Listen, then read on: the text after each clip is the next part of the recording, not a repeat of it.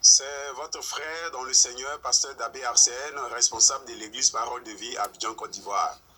J'aimerais partager avec vous mon témoignage au sujet de l'enlèvement. C'est pourquoi j'ai beaucoup à cœur d'annoncer le message de l'enlèvement. Bien aimé, c'était en 1994, pendant que j'étais en classe de terminale D au lycée Garçon de Bégerville. Je reprenais ma classe de terminale. Oui, en cette année-là, de 1994, je ne voulais pas rater mon année scolaire. Donc, j'avais beaucoup la préoccupation des études, de la vie, de la prière et de la sanctification de la lecture de la Bible. Et dans ce laps de temps, le Seigneur m'a fait grâce une nuit d'avoir un songe. Et dans le songe, j'étais au salon en train d'étudier et j'entendais beaucoup de bruit au dehors pendant que nous étions à l'étage. Donc, ces bruits m'ont interpellé et j'ai eu à cœur de descendre. Et dès que je suis descendu des escaliers, arrivé au dehors, j'ai été saisi par l'Esprit de Dieu et j'ai commencé à annoncer le message du Seigneur pour dire aux personnes, repentez-vous, repentez-vous, c'est le jour du Seigneur, c'est le jour du Seigneur, car quiconque invoquera le nom du Seigneur sera sauvé. Oh, bien-aimé, en vérité, je n'avais jamais lu ce verset. C'est par la suite, des années plus tard, j'ai compris que c'était un verset biblique que j'étais en train d'annoncer. Ce verset tiré dans le livre des Actes 2, verset 21, lorsque Pierre était en train d'enseigner le jour de la Pentecôte pour amener les gens à la repentance, pour leur présenter la personne de Jésus-Christ. Donc, j'étais en train d'annoncer cette même parole. Quiconque invoquera le nom du Seigneur sera sauvé. Quiconque invoquera le nom du Seigneur sera sauvé. Cette même parole a été reprise par l'apôtre Paul lorsqu'il parlait aux Romains. Il leur disait, quiconque invoquera le nom du Seigneur sera sauvé. C'est en Romains 10, verset 13. Bien aimé, ce verset, en réalité, je ne l'avais jamais lu en ce temps. J'ai continué de l'annoncer. Repentez-vous, repentez-vous. Et pendant que je l'annonçais, on était en plein jour dans le songe. Mais subitement, le temps a changé. C'est comme le temps a basculé de midi à minuit. On s'est retrouvé dans un noir total. L'humanité, tout partout était noir. Les gens ont commencé à être paniqués. Les gens criaient de partout. Oh, qu'est-ce qui se passe? Ça courait, ça criait, ça hurlait. Mais moi, je continuais d'annoncer le message pour dire, repentez-vous, c'est le jour du Seigneur, c'est le jour du Seigneur. Quiconque invoquera le nom du Seigneur sera sauvé. Et pendant que j'étais en train d'annoncer, toujours dans le noir, je voyais un coup dans le ciel, une lumière est apparue. Et cette lumière a commencé à grandir, à grandir, à grandir et à former un grand cercle lumineux.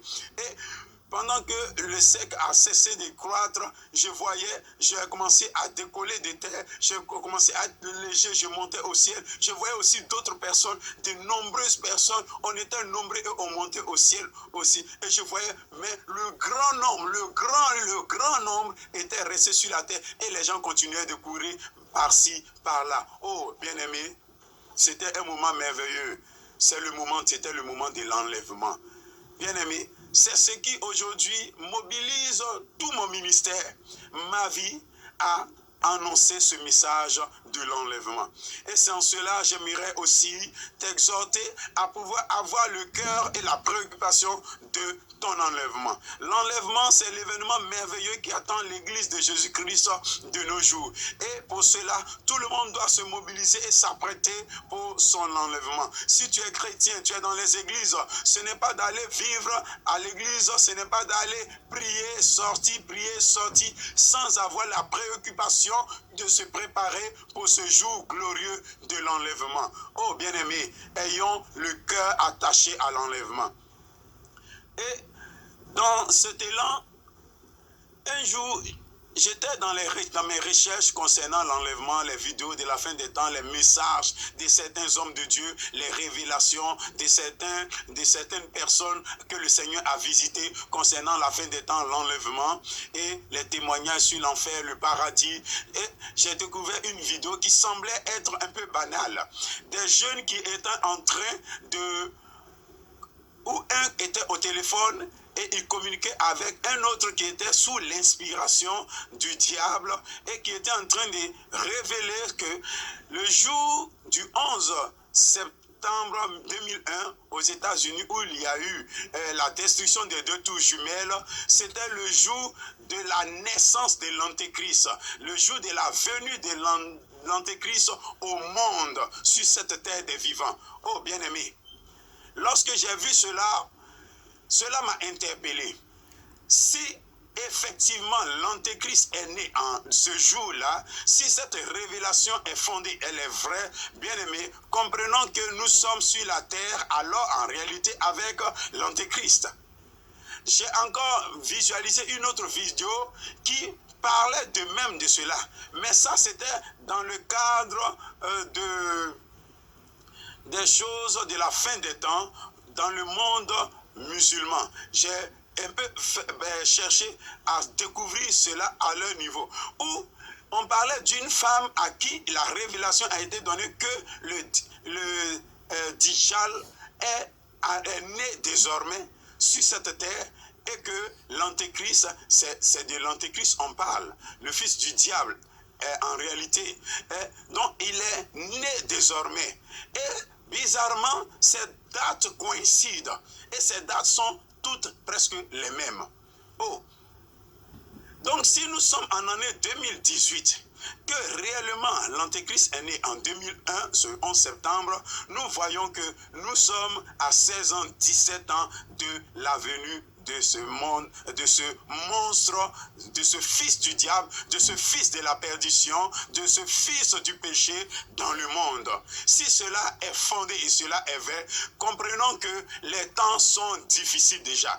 Puisque son nom c'est l'Antéchrist. Et l'Antéchrist c'est celui qui fait comme Christ, celui qui usurpe tout ce qui est du pouvoir de Christ, celui qui trompe en mettant l'impression d'être le Christ, celui qui mène le monde à la perdition sur la base de ce qui est de Christ. Oh, Jésus-Christ nous sauve, mais l'Antéchrist est là pour nous perdre. Donc, s'il est réellement né, comprenons que le monde est arrivé dans un moment dangereux de son existence. Les hommes sont maintenant à un temps dangereux de l'existence de l'humanité. Et nous devons nous préparer maintenant à plus redoubler d'efforts. Nous, les chrétiens, à redoubler d'efforts pour maintenant être rattachés plus à la fidélité à Jésus-Christ, à la parole de Dieu. Bien-aimés, le temps est très sérieux. Un autre événement encore qui m'a interpellé dans mes recherches de vidéos, où un pasteur a pris, je crois au Nigeria, un vieillard. Et ce vieillard lui disait dans la voiture, sais-tu ce qui s'est passé cette nuit au ciel? Le pasteur ayant tiqué, il a dit, mais vieillard, vous dormez? Il dit, non, je ne dors pas. Je suis en train de te dire, sais-tu ce qui s'est passé cette nuit au ciel?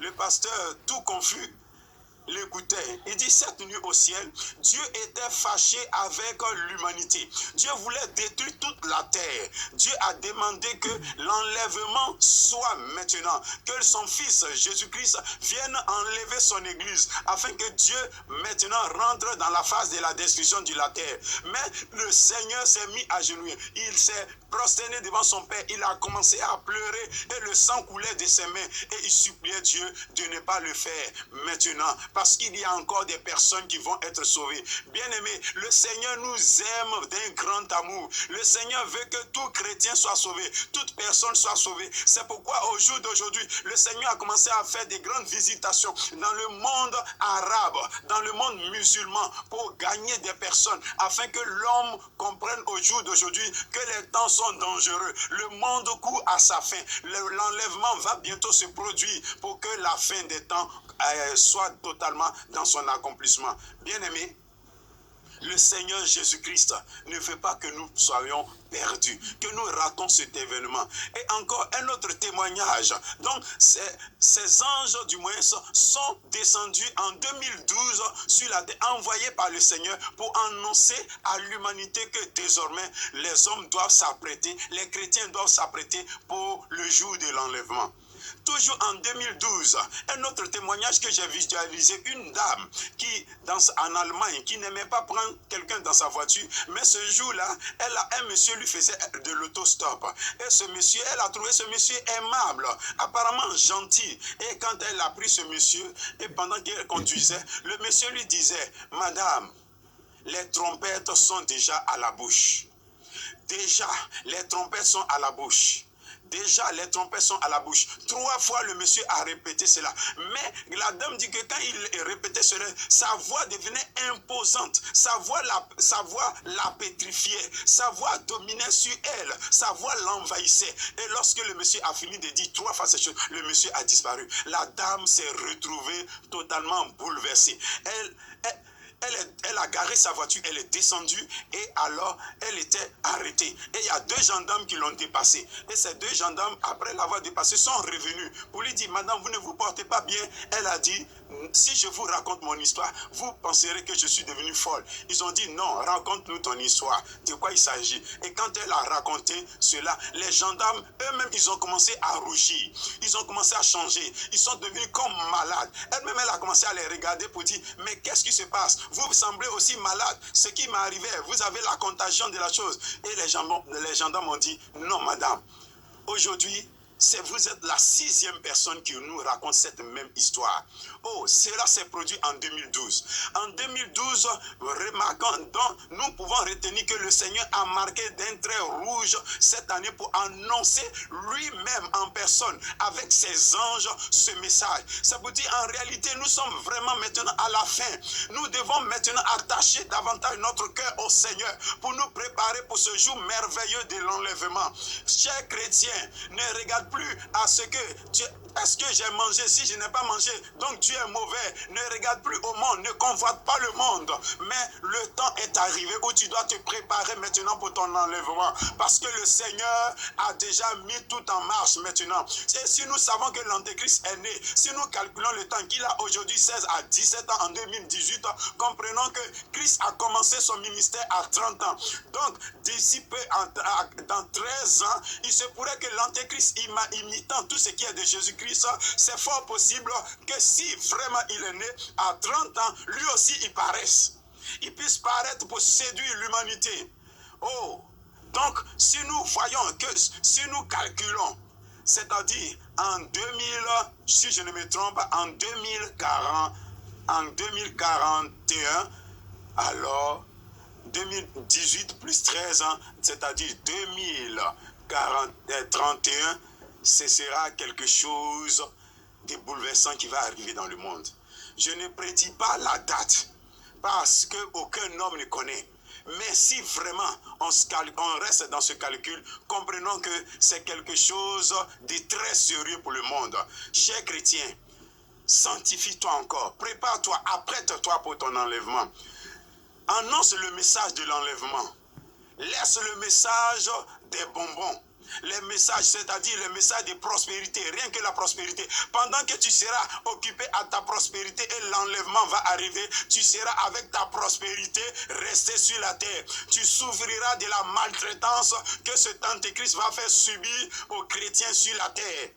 Bien-aimés, nous sommes interpellés à revoir désormais notre vie chrétienne et viser l'enlèvement. Que la paix du Seigneur soit avec nous. Seigneur, nous te prions de sauver ton peuple afin que nous soyons des milliards de chrétiens partout dans le monde à être enlevés à ta rencontre. Que ta paix, ta grâce, Saint-Esprit, parle à nos cœurs. Au nom de Jésus-Christ. Amen.